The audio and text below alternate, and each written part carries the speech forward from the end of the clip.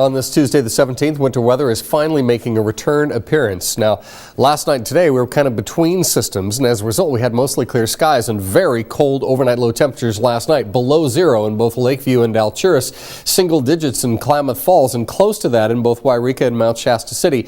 Only 25 last night in Medford, 23 in Ashland, and temperatures even at the coast all the way down into the mid to upper 30s. Daytime highs not a whole heck of a lot warmer. We did manage 47 today in Medford, and Fort Jones at 53 was the warmest daytime high I could find. 33 in Prospect, the coldest. Now, we aren't the only part of the country getting some winter-like weather. You see snow coming down through the Great Lakes in New England, rain and thunderstorms stretching down along the eastern seaboard into the deep south. The western half of the U.S. relatively quiet, but that's about to change. The first storm comes in late tonight and tomorrow, and then we'll see wave after wave all the way through the rest of this week, the coming weekend, and into next week. And even though snow levels may not quite reach the valley floors, we certainly expect to see enough snow in the mountains to create major problems in terms of getting over the mountain passes. Already, the heaviest of the shower action is from about central Oregon on up into Washington state. We're starting to get some moisture showing up on the radar here. It's just a matter of time before the winds dramatically increase and the moisture begins to move in. There's a potential for some flooding issues along the coast zones.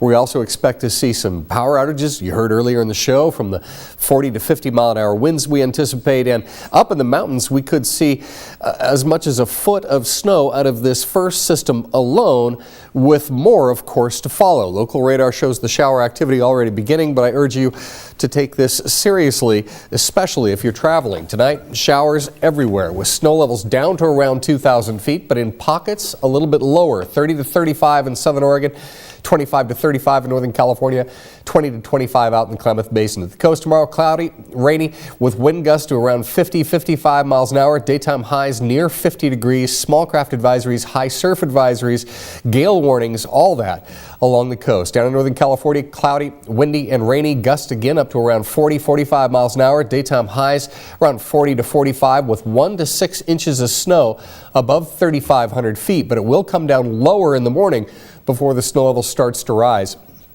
3 to 9 inches of snow east of the Cascades tomorrow out in the Klamath Basin. Daytime highs around 35 to 40. And up in the mountains, several inches possible tonight, another 8 to 14 possible tomorrow with wind gusts to 45 miles an hour. That might mean whiteout conditions. And in the Rogue and Illinois valleys, daytime highs in the mid-40s with 2 to 3 inches of snow above 2,000 feet and gusts to 40 miles an hour. 7-day forecast for the coast looks wet.